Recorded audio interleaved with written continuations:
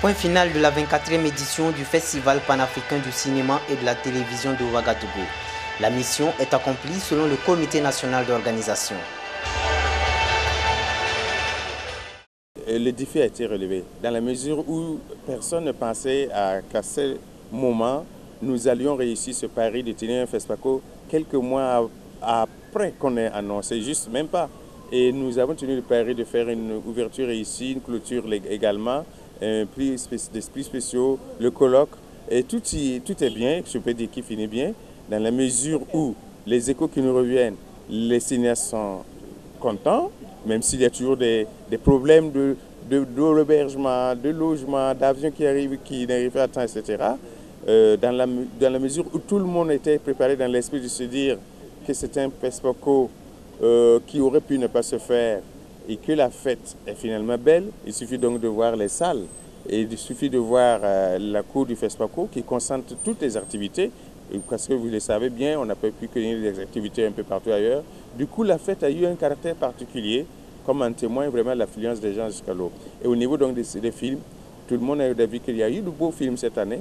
Et la concurrence, forcément, est aussi à la valeur donc, des films qui sont là. Et un film qui était attendu, que tout le monde doutait, Tombouctou, a fait l'affluence donc du public, des salles. Ce qui prouve qu'effectivement, le FESPACO, c'est l'espace où tout le monde vient pour rencontrer les films, des films inédits et des gens merveilleux.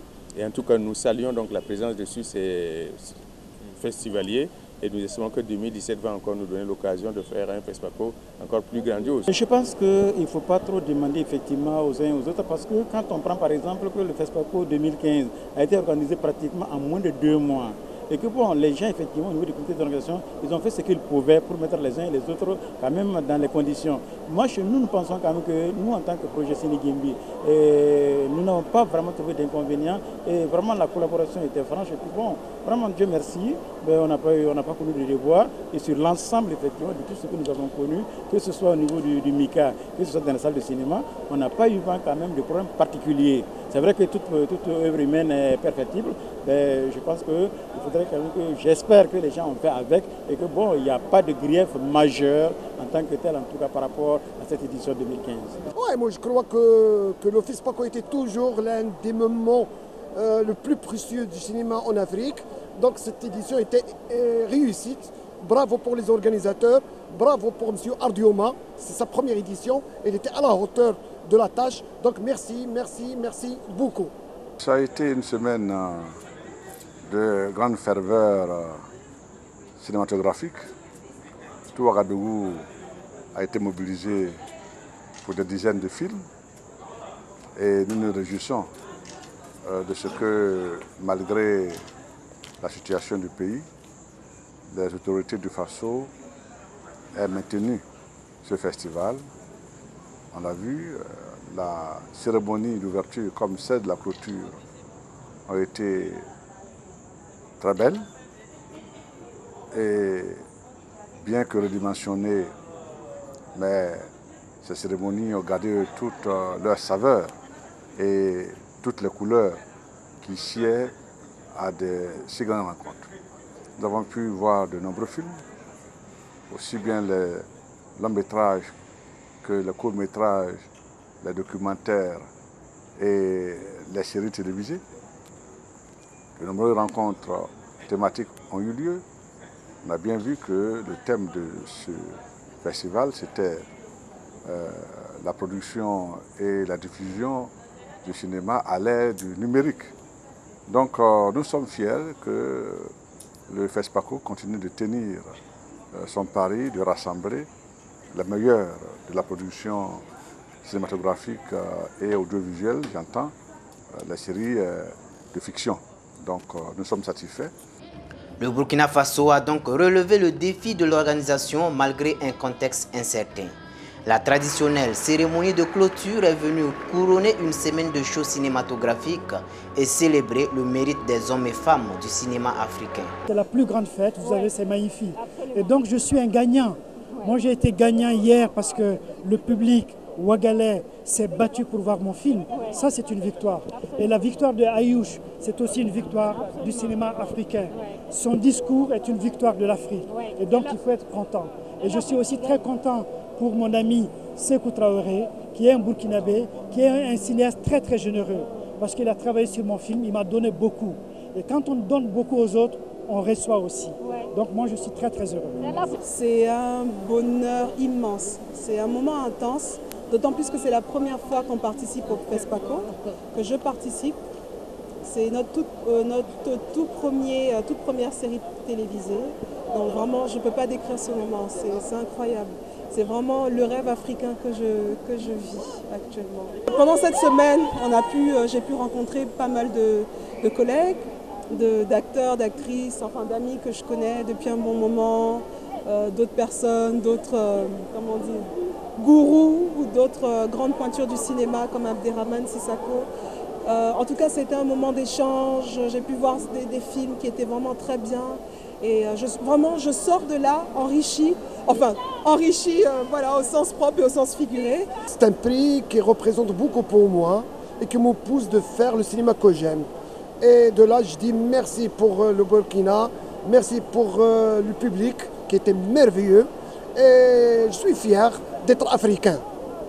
Ça fait plaisir.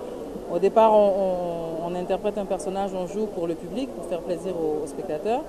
Et bon, quand on a un prix, c'est un supplément. Et voilà, ça veut dire qu'il faut faire travailler encore plus.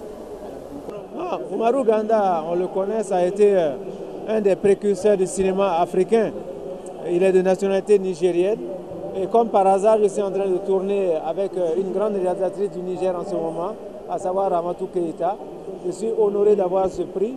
Et je dis seulement que ça ouvre la voie à une carrière qu'il ne faut pas arrêter de sitôt en disant oui, j'ai eu le prix Oumarou Ganda, voilà, je suis satisfait. Non, je ne suis pas satisfait encore, je dois travailler. Un trophée et un diplôme. Mais lorsque les rideaux tombent sur un FESPACO, c'est le défi du prochain qu'il faut déjà relever. Il faut déjà y penser. Et au colloque, il a été conclu qu'on interpelle tous les gouvernants à se lancer dans la numérisation des salles. Et c'est devenu incontournable, à former les gens donc, dans la numérisation des salles. Et je pense que 2017 va être une perspective dans laquelle il faut déjà penser. Nous savons également qu'il y a beaucoup d'États qui se sont lancés dans le financement de leur cinéma, à l'image donc du Sénégal, à l'image du Burkina qui va bientôt aborder une loi dans ce sens-là. Je pense que tout est bien parti pour que 2017 nous amène un bon prix. Évidemment, je dirais au FESPACO de s'améliorer, de surtout mieux communiquer en fait. De mieux communiquer, qu'on ait plus de salles, que les projections ne se chevauchent pas trop parce que c'est difficile de quitter la cité en 3 pour aller au centre-ville. On ne peut malheureusement pas voir tous les films, quoi. Le programme est vraiment assez chargé. De faire de telle sorte que c'est vrai que le Burkina revient de loin parce que pratiquement depuis 1989 je crois ou en quelle année on a eu notre dernier étalon. Avec cette année quand même il y a pas mal de films burkinabés qui ont eu les prix spéciaux, même les autres prix, même au prix du jury officiel par exemple, le Burkina est arrivé quand même dans le tiercé. Ça veut dire qu'avec l'étalon de bronze, je pense qu'on peut s'en contenter, on peut se féliciter et se dire qu'il faut faire mieux pour l'édition 2017. Absolument. De faire encore mieux. Vous savez, dans la vie, on cherche toujours à aller à faire de mieux en mieux. Et moi, j'encourage tout à fait. Je suis contente que le FESPACO vraiment existe. Et ça nous encourage à faire mieux, nous-mêmes en tant que cinéastes. Voilà. Bon, on propose quand même que chaque fois qu'il y a, à chaque édition, qu'ils contactent les comédiens et qu'ils essaient de faire un travail avec eux, afin que les comédiens se sentent vraiment impliqués, parce que c'est notre fête. Et on ne peut pas faire la fête sans nous. Mais nous, on a l'impression qu'on fait le FESPACO sans les comédiens. Et là, ça ne va pas. FESPACO sans comédiens, la fête ne peut pas être belle. À ce 24e FESPACO tenu sous le thème « Cinéma africain, production et diffusion à l'ère du numérique », plusieurs questions ont été posées et débattues.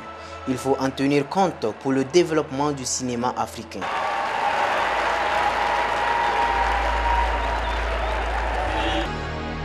Le